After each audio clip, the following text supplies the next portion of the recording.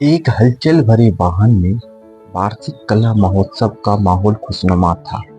रंग बिरंगे स्टॉल, कलाकारों की कला और संगीतकारों की मधुर धुनों से शहर गूंज रहा था। इस भीड़ में जारा, एक जुनूनी कलाकार, अपनी आदित्य शैली में चित्रण करने के लिए तैयार थी। जारा ने फव्वारों के पास अपना कैनवास सेट किया और जीवंत वातावरण को चित्रित करने लगी। तभी एक शख्स ने कैमरा लेकर चारों ओर घूमते हुए उसकी नजरें खींची। अयान, एक उभरता हुआ फोटोग्राफर, उत्सव की वास्तविकता को कैद करने में व्यस्त था। जब उनकी आंखें मिली तो एक अनकही कही का एहसास हुआ।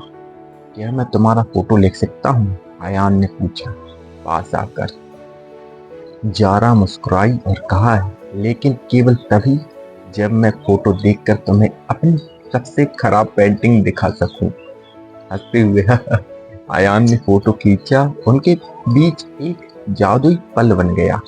कुछ बातचीत के बाद उन्होंने तय किया कि अगले दिन फिर मिलेंगे। दिन हफ्तों में बदल गए और जारा और अयान अक्सर मिलते रहे। वे शहर की कला, दीर्घ आयो और फोटोग्राफी प्रदर्शनी में घूमते। जारा अक्सर अयान को उसकी कैमरे की दीवानगी पर ताना मारती। अगर तुम और ज्यादा समय कैमरे के पीछे बिताओगे तो मुस्कुराना भूल जाओगे, उसने एक दिन कहा।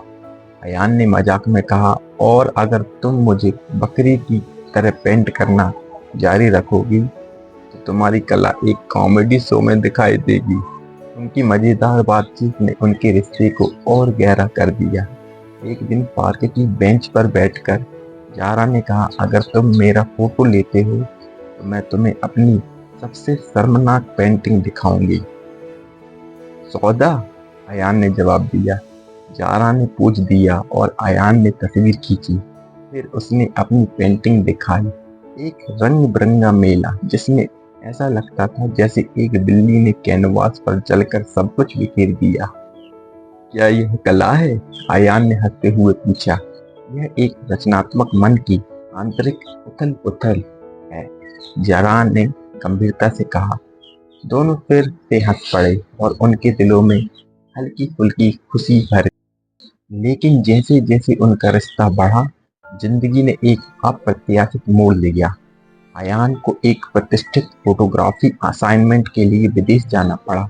वह उत्साहित था, लेकिन यह भी जानता था कि इसका मतलब जारा से दूर होना होगा। जब वह चला गया तो जारा के दिल में एक भारीपन महसूस हुआ। वादा करो कि तुम मुझे भूलोगे नहीं, उसने धीरे से पूछा। अयान ने मुस्कुराते हुए कहा, मैं कैसे भूल सकता हूँ, तुम मेरी प्रेरणा हो। उनकी बहस बढ़ गई और जारा वहां से भाग गई। उसकी आंखों में आंसू थे। उसे ऐसा लगा जैसे उसे कुछ बड़ा होने वाला है। जैसे जैसे दिन बीतते गए, खतरा बढ़ता गया। जारा को लगने लगा कि कोई उन्हें देख रहा है। कुछ महीनों बाद जारा ने एक बड़ी कला प्रदर्शनी का आयोजन करने का निर्णय लिया। वह चाहती थी कि आयान लौटकर उसके काम को देखे। प्रदर्शनी का दिन आया और जारा का दिल उत्सुकता और चिंता से भर गया। आखिरकार जब अयान प्रदर्शनी में आया तो उसकी आंखों में खुशी का आंसू था। मैं विश्वास नहीं कर सकता कि तुमने यह सब किया है, उसने कहा। जारा ने उसे अपनी पेंटिंग दिखाई और वह हर एक को देखकर अभिभूत हो गया। यह सब तुम्हारे बिना संभव नहीं था, उसने कहा। लेकिन खुशी के पल में एक अजनबी जारा के पास आया। उसने कहा, मैं अयान का दोस्त हूँ, मुझे तुम्हें कुछ बताना है। उसकी आवाज में गंभीरता थी। अजनबी ने कहा, अयान एक गंभीर समस्या में है। वह एक कला धोखाधड़ी मामले की जांच कर रहा है और उसे खतरा है। जारा का दिल धड़क उठा। क्या?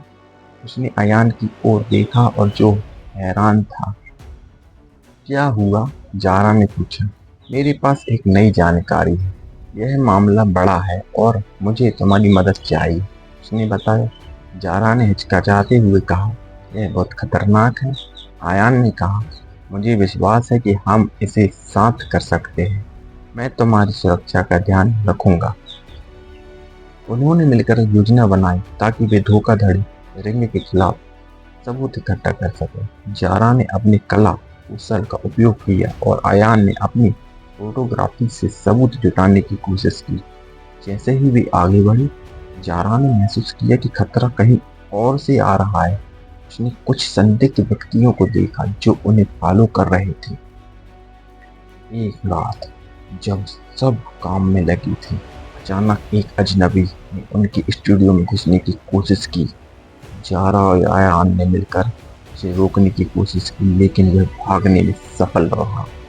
यह और भी गंभीर हो रहा है, अयान ने कहा। हमें और सावधान रहना होगा।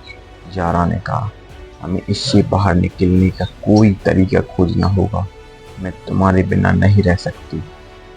आखिरकार उन्होंने सबूत इकट्ठा किया और धोखाधड़ी की रिंग का पर्दाफाश कर दिया। जारा की कला और अयान की फोटोग्राफी ने मिलकर एक नई कहानी बुन दी। उन्होंने अपने प्यार को और मजबूत किया, यह साबित करते हुए कि सच्चे प्यार और सहयोग से किसी भी चुनौती का सामना किया जा सकता है।